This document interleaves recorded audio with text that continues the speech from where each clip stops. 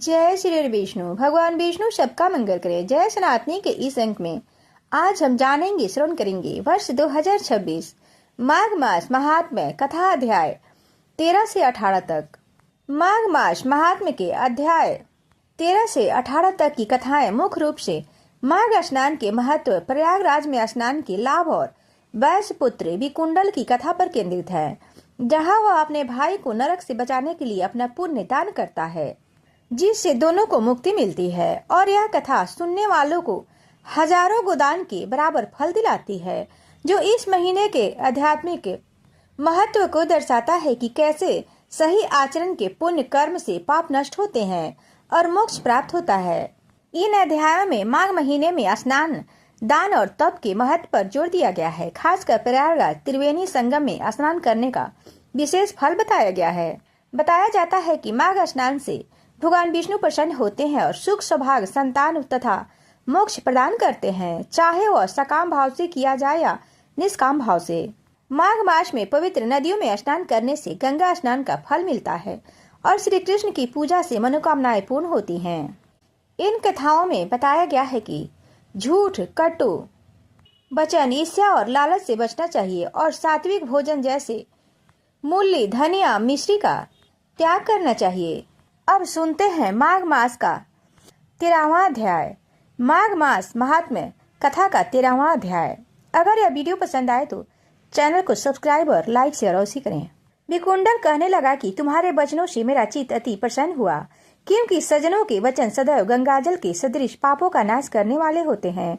उपकार करना तथा मीठा बोलना सज्जनों का स्वभाव ही होता है, जैसे अमृत मंडल चंद्रमा को भी ठंडा कर देता है। अब आप कृपा करके यह भी बताइए कि किस प्रकार मेरे भाई का नरक से उद्धार हो सकता है। तब दूत कुछ देर ज्ञान दृष्टि से विचार कर मित्रता रूपी रस्सी से बंधा हुआ बोला कि हे वैश्य, यदि तुम अपने भाई के लिए स्वर्ग की कामना करते हो तो जल्दी ही अपने 8 जन्मों के पुण्य फल को उसके निमित्त अर्पण कर दो। तब विकुंडल ने कहा कि हे दूत, वह पुण्य क्या है और मैंने कौन से जन्म में और कैसे किया है, सो बताओ, फिर मैं अपना पुण्य अपने भाई को दे दूंगा। दूत कहने लगा कि हे वैश्य, सुनो, मैं तुम्हारे पुण्य की सब कथा कहता हूँ। पूर्व समय में मधुवन में साल्की नाम का ऋषि था। वह बड़ा तपेश्वरी, ब्रह्मा के समान तेज वाला था। 9 ग्रह की तरह उसकी स्त्री रेवती के 9 पुत्र थे, जिसके नाम ध्रुव, शशि, बुध, तार, ज्योतिमान थे। इन 5 ने गृहस्थ आश्रम धारण किया था तथा निर्मोह, जित माया, ध्यान निष्ठ और गुण तग, ये चारों संन्यास ग्रहण कर वन में रहने लगे थे। ये शिखा सूत्र से रहित पत्थर और सोने को समान समझते थे। जो कोई अच्छा या बुरा उनको अन्न देता था वही खा लेता, और कोई कैसा भी कपड़ा दे देता उसको ही पहन लेते। सदा ब्रह्म के ही ध्यान में लगे रहते थे। इन चारों ने व्रत, चित्त, निद्रा और आहार सबको जीत लिया। बस चर अचर को विष्णु स्वरूप समझते हुए मौन धारण करके संसार में विचरने लगे। ये चारों महात्मा तुम्हारे घर आए। जब तुमने मध्याह्न के समय भूखे प्यासे इनको आंगन में देखा तो तुमने गदगद कंठ से आंखों में आंसू भरकर इनको नमस्कार करके इनका बड़ा आदर सत्कार किया। इनके चरणों को धोकर बड़े प्रेम से तुमने इनसे कहने लगे कि आज मेरे अहोभाग्य हैं, आज मेरा जन्म सफल हुआ, मुझ पर भगवान प्रसन्न हुए और मैं सनाथ हुआ। मेरे माता पिता, पत्नी, पुत्र, गौ आदि सभी धन है, जो आज मैंने हरि के सदृश आपके दर्शन किए। सो हे वैश्य, इस प्रकार तुमने श्रद्धा से उनका पूजन किया और चरण धोकर जल को मस्तक से लगाया। फिर विधि पूर्वक इनका पूजन करके तुमने इन सन्यासियों को भोजन कराया। इन सन्यासियों ने भोजन करके रात को तुम्हारे घर में विश्राम किया और ब्रह्मा के समान तुम्हें आशीर्वाद दिया। फिर इन्होंने ब्रह्म के ध्यान में लीन हो गए। इन सन्यासियों के सत्कार से जो पुण्य तुमको मिला सो मैं तुमसे कहने में असमर्थ हूँ, क्योंकि सब भूतों में प्राणी श्रेष्ठ है। प्राणियों में बुद्धि वाले, बुद्धि वालों में मनुष्य, मनुष्यों में ब्राह्मण, विद्वानों में पुण्यात्मा और पुण्यात्माओं में ब्रह्मज्ञानी सर्वश्रेष्ठ है। ऐसे ही संगति से बड़े बड़े पाप नष्ट हो जाते हैं। यह पुण्य तुमने अपने पहले 8वें जन्म में किया था। सो यदि तुमने अपने भाई को नरक से मुक्त कराना चाहते हो तो यह पुण्य दान दे दो। सो दूत के ऐसे वाक्य सुनकर उसने प्रसन्न चित्त से अपना पुण्य अपने भाई कुंडल को दे दिया। वह नरक से मुक्त हो गया और दोनों भाई देवताओं से पूजित किए गए। तब दूत अपने स्थान को चला गया। इस प्रकार वैश्य के पुत्र विकुंडल ने अपना पुण्य देकर अपने भाई को नरक से बचाया और नरक की यातनाओं से छुड़वाया। सो हे राजन, जो कोई इस इतिहास को पढ़ता है या सुनता है वह 1000 गोदान का फल प्राप्त करता है। इस प्रकार माघ मास महात्म्य कथा का 13वां अध्याय संपूर्ण हुआ। तो सब प्रेम से बोलिए विष्णु भगवान की जय, उमापति महादेव की जय। अब कथा का 14वां अध्याय। कात्रेप्रिय जी बोले कि हे विप्र श्रेष्ठ, किस प्रकार एक वैश्य माघ स्नान की पुण्य से पापों से मुक्त होकर दूसरे के साथ स्वर्ग को गया, सो मुझसे कहिए। तब दत्तात्रेय जी कहने लगे कि जल स्वभाव से ही उज्जवल, निर्मल, शुद्ध, मलनाशक और पापों को धोने वाला है। जल सब प्राणियों का पोषण करने वाला है, ऐसा वेदों में कहा गया है। मकर के सूर्य माघ मास में गौ के पर डूबने योग्य जल से भी स्नान करने से मनुष्य स्वर्ग को प्राप्त होता है। यदि सारा मास स्नान करने से आसक्त हो तो 3 दिन ही स्नान करने से पापों का नाश हो जाता है। जो व्यक्ति थोड़ा ही दान करे वह भी धनी और दीर्घायु होता है। 5 दिन स्नान करने से चंद्रमा के सदृश शोभ्यमान होता है। इसलिए अपना शुभ चाहने वालों को माघ मास में स्नान करना चाहिए। अब माघ में स्नान करने वालों के नियम कहता हूँ। अधिक भोजन का उपयोग नहीं करना चाहिए। भूमि पर सोना चाहिए। भगवान की त्रिकाल पूजा करनी चाहिए। ईंधन, वस्त्र, कंबल, जूता, कुमकुम, धृत, तेल, कपास, रुई, वस्त्र तथा अन्न का दान करना चाहिए। दूसरे की अग्नि न तपे, ब्राह्मणों को भोजन कराएं और उनको दक्षिणा दें तथा एकादशी के नियम से माघ स्नान का उद्यापन करें। भगवान से प्रार्थना करें कि हे भगवान, इस स्नान का मुझको यथोशक्ति और यथोक्त फल दीजिए। मौन रहकर मंत्र का उच्चारण करें, फिर भगवान का स्मरण करें। जो मनुष्य श्री गंगा जी में स्नान माघ मास में करते हैं वे 4000 युग तक स्वर्ग से नहीं निकलते। जो कोई माघ मास में गंगा और यमुना का स्नान करता है वह प्रतिदिन 1000 कपिल गौ के दान का फल पाता है। इस तरह से माघ मास महात्म्य कथा अध्याय 14वां पूर्ण हुआ। तो सब प्रेम से बोलिए विष्णु भगवान की जय, उमापति महादेव की जय। अब माघ मास महात्म्य कथा अध्याय 15वां। दत्तात्रेय जी कहने लगे कि हे राजन, प्रजापति ने पापों के नाश के लिए प्रयाग तीर्थ की रचना की। सफेद गंगा जी और काली यमुना जी के जल की धारा में स्नान का महात्म्य भली प्रकार सुनो। जो संगम में स्नान माघ मास में करता है वह गर्भ योनि में नहीं आता। भगवान विष्णु की दुर्गम माया माघ में प्रयाग तीर्थ सब नष्ट कर देती है। माघ मास में प्रयाग में स्नान करने से मनुष्य अच्छे भोगों को भोगकर ब्रह्मा को प्राप्त होता है। माघ मास तथा मकर के सूर्य में जो प्रयाग में स्नान करता है उसके पुण्यों की गिनती चित्रगुप्त भी नहीं कर सकते।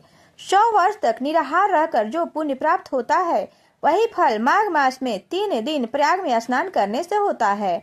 जो फल 100 वर्ष तक योगाभ्यास करने से मिलता है, जैसे सर्प पुरानी केंचुलों को छोड़कर नया रूप धारण कर लेता है, वैसे ही माघ में स्नान करने से मनुष्य पापों को छोड़कर स्वर्ग को प्राप्त होता है। परंतु गंगा यमुना के संगम में स्नान करने से हजारों गुना फल मिलता है।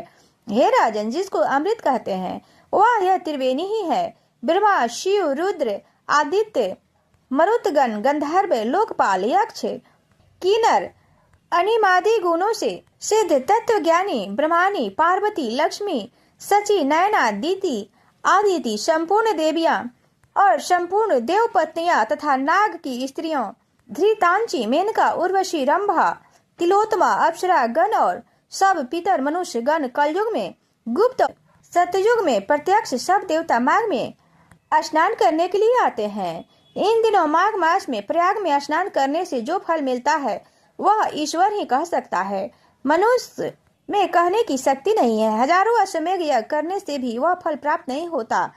पूर्व समय में कांचन मालिनी ने इस स्नान का फल राक्षस को दिया था और इससे वह पापी मुक्त हो गया था। इस तरह से माघ मास महात्म्य कथा का 15वां अध्याय संपूर्ण हुआ।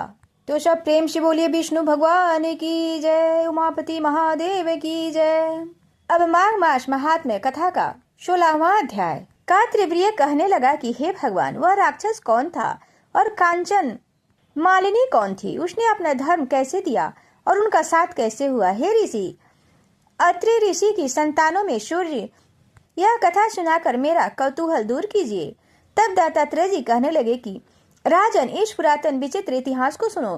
कांचन मालिनी नाम की एक सुंदर अप्सरा थी जो माघ मास में प्रयाग में स्नान करके कैलाश पर जा रही थी। तब उसको मार्ग में जाते हुए हिमालय के कुंज से एक घी राक्षस ने देखा। उस सोने जैसे तेज वाली, सुंदर कटी वाली, बड़े बड़े नेत्रों वाली, चंद्रमुखी, सुंदर केश और पिन पयोधर वाली सुंदर अप्सरा को देखकर उस राक्षस ने कहा कि हे सुंदरी, कमल नयनी, तुम कौन हो और कहां से आ रही हो? तुम्हारे वस्त्र और बेनी भीगी हुई क्यों है? तुम आकाश मार्ग से कहां जाती हो और किस पुण्य के प्रताप से तुम्हारा शरीर ऐसा तेजस्वी और रूप ऐसा मनोहर है? तुम्हारे गीले वस्त्र से मेरे मस्तक पर गिरे हुए एक बूंद जल से मेरे क्रूर मन को एकदम शांति प्राप्त हो गई है। इसका क्या कारण है? तुम बड़ी शीलवती प्रतीत होती हो, इसका कारण मुझसे कहिए। अप्सरा ने कहा कि हे राक्षस, सुनो, मैं काम रूपिणी अप्सरा हूँ। मैं प्रयाग में स्नान करने गई थी और मैं प्रयाग में स्नान करके आ रही हूँ। इसी से मेरे वस्त्र भीगे हैं। अब कैलाश पर जा रही हूँ, जहाँ पर श्री शिव निवास करते हैं। त्रिवेणी के जल से मेरी सब क्रूरता दूर हो गई है, जिसके पुण्य के प्रभाव से मैं इतनी सुंदर और पार्वती जी की प्रिय सखी हुई। जो आश्चर्य देने वाला उदाहरण मुझसे ब्रह्मा जी ने कहा था, उसे सुनो। अप्सरा ने कहा कि हे राक्षस, सुनो, मैं काम रूपिणी अप्सरा हूँ। मैं प्रयाग के संगम में स्नान करके आ रही हूँ। इसी से मेरे वस्त्र भीगे हैं। अब कैलाश पर जा रही हूँ, जहाँ पर शिव निवास करते हैं। त्रिवेणी के जल से मेरी सब क्रूरता दूर हो गई, जिसके पुण्य के प्रभाव से मैं इतनी सुंदर और पार्वती जी की प्रिय सखी हुई। जो आश्चर्य देने वाला उदाहरण मुझसे ब्रह्मा जी ने कहा था, उसे सुनो। मैं कलिंग देश के राजा की वेश्या थी। रूप, लावण्य और सुंदरता में अपूर्व थी। मेरी सुंदरता पर सारा नगर मोहित था और मैंने अनेक प्रकार के भोगे। अनेक प्रकार के वस्त्र और भूषण की घर में कोई कमी नहीं थी। कई कामी पुरुष आपस में स्पर्धा से ही मृत्यु को प्राप्त हो गए। इस तरह उस नगर में बड़ी सुंदरता से यौन व्यक्तित्व हुआ और वृद्धावस्था को प्राप्त हो गई। तब मेरे मन में विचार उत्पन्न हुआ कि मैंने अपनी सारी आयु पापों में व्यक्त कर दी है। धर्म का कोई कार्य, दान, तप, यज्ञ आदि नहीं किया। शिव या दुर्गा जी की आराधना नहीं की, न कभी भगवान विष्णु का पूजन किया। इस प्रकार अशांत चित्त से मैंने एक ब्राह्मण की शरण ली, जो वेदों का ज्ञाता और ब्रह्मनिष्ठ था। मैंने उनसे पूछा कि मेरे उद्धार किस प्रकार हो सकता है। महाराज, साधु सज्जन अच्छे और बुरे कर्मों पर सभी पर दया करते हैं, इसलिए मुझे दिन पर भी आप कृपा करके मुझ कीचड़ में डूबी हुई को पकड़कर उबारिए। क्षीर सागर क्या हंस को ही दूध देता है, बत्तख को नहीं देता? तब ब्रह्मा समान ब्राह्मण राजा का पुरोहित इन सब बातों को सुनकर मुझ पर दया करके कहने लगा कि तू ब्रह्मा के क्षेत्र प्रयाग में जा माघ में त्रिवेणी संगम में स्नान कर, परंतु मन में अशुभ क्रिया का विचार नहीं करना। पापों के नाश के लिए महर्षियों ने तीर्थ स्थान को अधिक और कोई प्रायश्चित नहीं बताया है। प्रयाग में स्नान करने से तू अवश्य पवित्र होकर स्वर्ग को जाएगी। हे भाविनी, पुराने समय में गौतम ऋषि की स्त्री को देखकर इंद्र ने काम के वशीभूत होकर कपट वेश में उनसे भोग किया। इसीलिए ऋषि द्वारा श्राप दिया गया और उसका शरीर अत्यंत लज्जा युक्त हजारों भोगों वाला हो गया था। तब इंद्र नीचे मुंह करके अपने पाप कर्म की बुराई करने लगा। मेरु पर्वत के शिखर पर स्वच्छ जल वाले सरोवर पर एक स्वर्ण के कमल से भरे हुए कोटर में घुस गया और अपने पाप को धिकारता हुआ कामदेव की बुराई करने लगा कि वह सब पापों का मूल है। इसके ही वशीभूत होकर मनुष्य नरक में जाते हैं और अपने धर्म, कीर्ति, यश और धर्म का नाश करते हैं। इंद्र ऐसा सोच रहा था कि इंद्र के बिना सारा देवलोक शोभाहीन हो गया। तब देवता, गंधर्व, किन्नर, लोकपाल, इंद्राणी सहित बृहस्पति जी से जाकर पूछने लगे कि महाराज, इंद्र के न रहने से स्वर्ग ऐसा शोभाहीन हो गया है जैसे सत्य पुत्र के बिना श्रेष्ठ कुल। इसलिए स्वर्ग की शोभा के लिए कोई क्रिया सोचिए, इस विषय में देर नहीं लगानी चाहिए। तब बृहस्पति जी कहने लगे कि इंद्र ने बिना सोचे विचारे जो कर्म किया उसका फल भोग रहा है, सो वह कहाँ है मैं जानता हूँ। फिर गुरु जी ने सबको साथ लेकर स्वर्ण कमलों से युक्त बड़े सरोवर में इंद्र को देखा, जिसका मुख मलिन और आंखें बंद थी। तब इंद्र ने बृहस्पति जी के चरणों को पकड़कर कहा कि इस पाप के उद्धार करके आप मेरी रक्षा कीजिए। तब बृहस्पति जी ने इंद्र से कहा कि प्रयाग में स्नान करने से ही तुम पाप मुक्त हो जाओगे। तब इंद्र सहित सबने ही प्रयाग में जाकर संगम में स्नान किया और त्रिवेणी स्नान से इंद्र पाप मुक्त हो गए। तब बृहस्पति जी ने इंद्र को वरदान दिया कि तुम्हारे शरीर में जितने भग है सब नेत्र हो जाएं। तब इंद्र ब्राह्मण के वर से हजारों नेत्रों से ऐसा सुशोभित हुआ जैसे मानसरोवर में कमल शोभमान होता है। इस तरह से माघ मास महात्म कथा का 16वां अध्याय संपूर्ण हुआ। तो सब प्रेम से बोलिए विष्णु भगवान की जय, उमापति महादेव की जय। अब कथा का 17वां अध्याय। अप्सरा कहने लगी कि हे राक्षस, वह ब्राह्मण कहने लगा कि इंद्र इस प्रकार अपनी अमरावती पुरी को गया। सो हे कल्याणी, तुम भी देवताओं की सेवा किए जाने वाले प्रयाग मास में स्नान करने से निष्पाप होकर स्वर्ग को जाओगी। सो मैंने उस ब्राह्मण के यह वचन सुनकर उसके पैर में पकड़कर प्रणाम किया और घर जाकर सब भाई बांधव, नौकर चाकर, धन आदि त्याग शरीर को कष्ट और नष्ट होने वाली वस्तु समझकर घर से निकली और माघ में गंगा यमुना के संगम पर जाकर स्नान किया। सो हे निशाचर, 3 दिन के स्नान से मेरे सब पाप नष्ट हो गए और 27वां दिन के पुण्य से मैं देवता हो गई और पार्वती जी की सखी होकर सुख से निवास करती हूँ। इसलिए मैं प्रयाग के महात्मा को याद करके सब देवताओं के सहित माघ में प्रयाग स्नान करती हूँ। तो मैंने अपना सब यह वृतांत तुमसे कहा। तुम भी इस योनि में पड़ने और क्रूप होने का सब कारण कहो।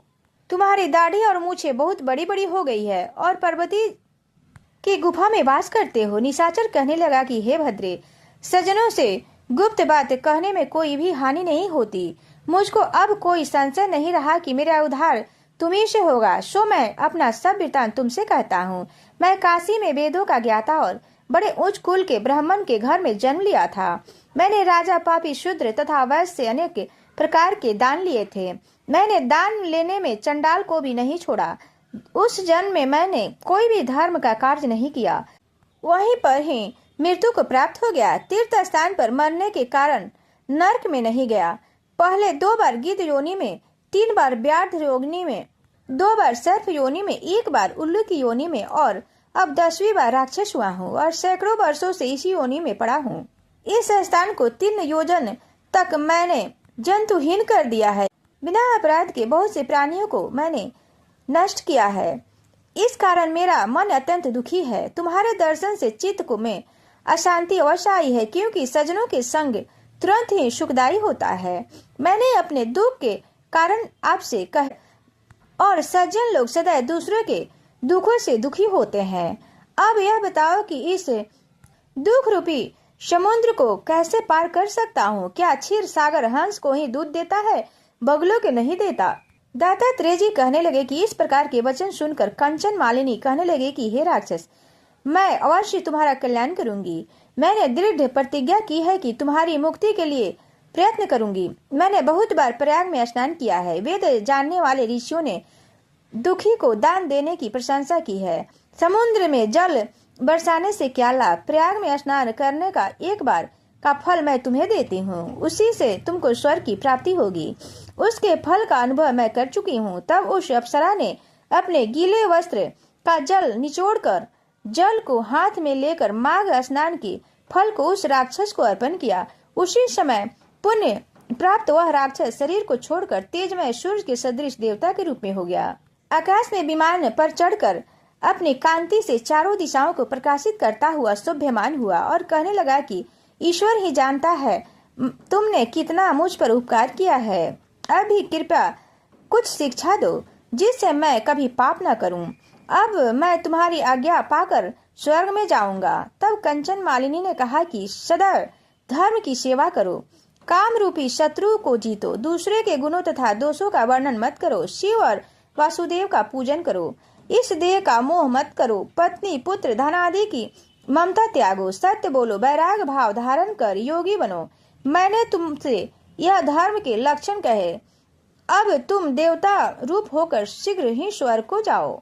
दत्तात्रेय जी कहने लगे कि इस प्रकार गंधर्वों से शोभित वह राक्षस कंचन मालिनी को नमस्कार करके स्वर्ग को गया और देव कन्याओं ने यहाँ आकर कंचन मालिनी पर पुष्प की वर्षा की और प्रेम पूर्वक कहा कि हे भद्रे, तुमने इस राक्षस को उद्धार किया है। इस दुष्ट के डर से कोई भी इस वन में प्रवेश नहीं करता था। अब हम निडर होकर विचार करेंगे। इस प्रकार कंचन मालिनी उस राक्षस का उद्धार करके प्रेम पूर्वक देव कन्याओं की प्रशंसा करते हुए शिवलोक को गई। इस तरह से माघ मास महात्म्य कथा का 17वां अध्याय पूर्ण हुआ। तो सब प्रेम से बोलो विष्णु भगवान की जय। अब कथा का 18वां अध्याय। श्री वासिष्ठ जी कहने लगे कि हे राजन, मैंने दत्तात्रेय जी द्वारा कहा माघ मास का महात्म्य कहा, अब माघ मास के स्नान का फल सुनो। हे परम तप, माघ स्नान सब यज्ञों व्रतों का और तपों का फल देने वाला है। माघ मास में स्नान करने वाले स्वयं को स्वर्ग में जाते ही हैं, उनके माता पिता और दोनों के कुलों को स्वर्ग प्राप्त होता है। जो माघ मास में सूर्योदय के समय नदी आदि में स्नान करता है, उसके माता पिता 7 कुलों की पीढ़ी स्वर्ग को प्राप्त होता है।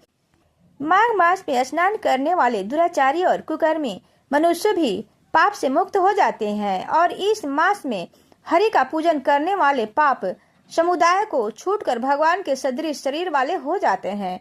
यदि कोई आलस से भी माघ मास में स्नान करता है, उसके सब पाप नष्ट हो जाते हैं। जैसे गंधर्व कन्याएं राजा के श्राप से भयंकर कर्ण को भोगती हुई लोमस ऋषि के वचन में माघ में स्नान करने से पापों से छूट गई। यह वार्ता सुनकर राजा दिलीप विनय से पूछने लगा कि गुरुदेव, एक कन्याएं किसकी थी और कब और कैसे श्राप मिला, उनके नाम क्या थे? ऋषि के वाक्य से जैसे श्राप मुक्त हुई और उन्होंने कहाँ पर स्नान किया, आप विस्तार पूर्वक सब कथा कहिए। वशिष्ठ जी कहने लगे कि हे राजन, जैसे अग्नि में से स्वयं अग्नि उत्पन्न होती है, वैसे ही यह कथा धर्म और संतान उत्पन्न करती है। हे राजन, शुक संगीत नामक गंधर्व की कन्या का नाम विमोहिनी था।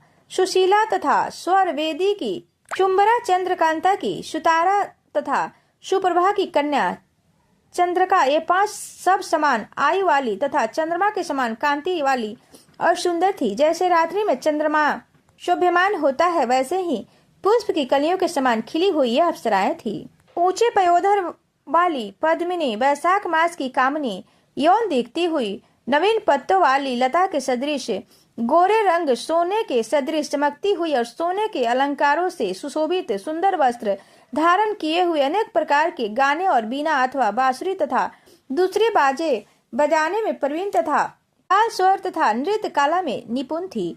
इस प्रकार एक कन्या क्रीड़ा करती हुई कुबेर के स्थान में विचरण करती थी। एक समय कौतुकवश माघ मास में एक वन से दूसरे वन में विचरती हुई मंदिर के पुष्प तोड़कर सरोवर पर गौरी पूजन के लिए गई। स्वच्छ जल के सरोवर में स्नान करके वस्त्र धारण कर मौन हो बालू मिट्टी की गौरी बनाकर चंदन, कुमकुम, कपूर और सुंदर फूलों से उपचार किया। पूजन करके ये 5 कन्याएं ताल नृत्य करने लगी, फिर ऊंचे गंगाधर स्वर में सुंदर गीत गाने लगी।